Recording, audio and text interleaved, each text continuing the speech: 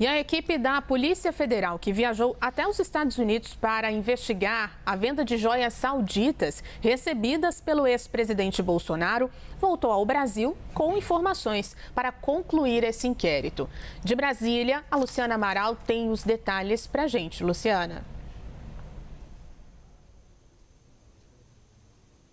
Boa noite, Juliana. Boa noite a todos que nos acompanham aqui no Arena. O delegado responsável por esse inquérito e um agente da Polícia Federal visitaram 4 cidades nos Estados Unidos e nessa viagem eles aproveitaram então com autorização das autoridades norte-americanas para pegar vários documentos como anotações, fotos, notas fiscais. Eles também colheram depoimentos de testemunhas, pessoas envolvidas no caso e ainda imagens de câmera de segurança das lojas onde foram vendidos os relógios ganhos como presentes, por exemplo, entre outros pontos, entre outras provas. A Polícia Federal buscou elementos da chamada Operação Resgate, aquela operação, feita ali pelos assessores do ex-presidente Jair Bolsonaro, supostamente, para recomprar um relógio que tinha sido vendido depois que o Tribunal de Contas da União determinou que eles entregassem esse objeto. Um outro ponto também importante que vale a gente destacar é que essa viagem serviu para comprovar a participação de um suspeito que já estava no radar dos investigadores da Polícia Federal, mas que ainda precisava de mais elementos. O nome dessa pessoa é mantido sob sigilo. Vale lembrar que no final de abril, o Mauro Cid, que era o ex-ajudante de ordens do ex-presidente Jair Bolsonaro, ele prestou depoimento aos investigadores da Polícia Federal e também do FBI. E isso, então, ele deu alguns detalhes em relação a essa operação da suposta venda ali de presentes, de relógios sauditas também, que teria sido feita. Essa delação dele, esse depoimento, faz parte do acordo de delação premiada e durou mais de 2 horas esse depoimento. Então, com essa viagem, a Polícia Federal considera que lacunas que ainda estavam abertas podem ser fechadas e, dessa forma, o caso vai ser encerrado com um envio ao Supremo Tribunal Federal, o STF. O envio, porém, ainda não tem uma data certa, mas deve ser o próximo passo. Juliana, volto com você.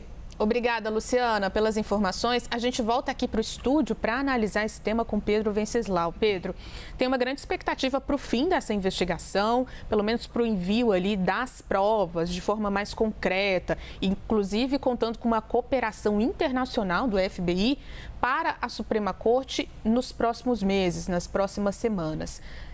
Há uma expectativa de uma conclusão. Como é que você vê a finalização desse inquérito, que chamou bastante atenção no começo, principalmente por conta de imagens ali que mostravam alguns integrantes do governo tentando driblar a Receita Federal para que essas joias entrassem sem que isso fosse certificado, comprovado ali e oficializado, inclusive? Uma operação meio atabalhoada para resgatar um relógio que tinha sido vendido irregularmente por aliados aí do presidente Jair Bolsonaro, do então presidente Jair Bolsonaro, que se soma a essa extensa lista de investigações que envolvem o ex-presidente da República. Nesse caso, ele tem, segundo os especialistas com os quais eu conversei, ele pode ser acusado de peculato e pegar uma pena que vai de 2 a 12 anos de prisão. E, aparentemente, existe uma quantidade muito grande de evidências que foram coletadas por esse agente, por esse delegado, nessas 4 cidades que eles visitaram nos Estados Unidos. Sobretudo porque eles estiveram na retaguarda do FBI, graças a um acordo de cooperação que foi firmado, inclusive, durante o governo de Jair Bolsonaro pelo então ministro da Justiça e Segurança Pública, Sérgio Moro. A investigação agora vai ganhar uma nova dimensão, uma nova projeção e deve avançar sobre o ex-presidente Jair Bolsonaro, no momento em que ele tem que se explicar também, está sendo investigado pela questão dos golpes antidemocráticos do dia 8 de janeiro.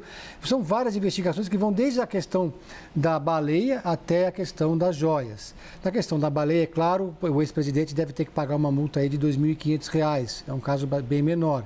Mas essa investigação das joias, ela tem muito material que compromete o ex-presidente da República, que recebeu presentes que não são considerados personalíssimos.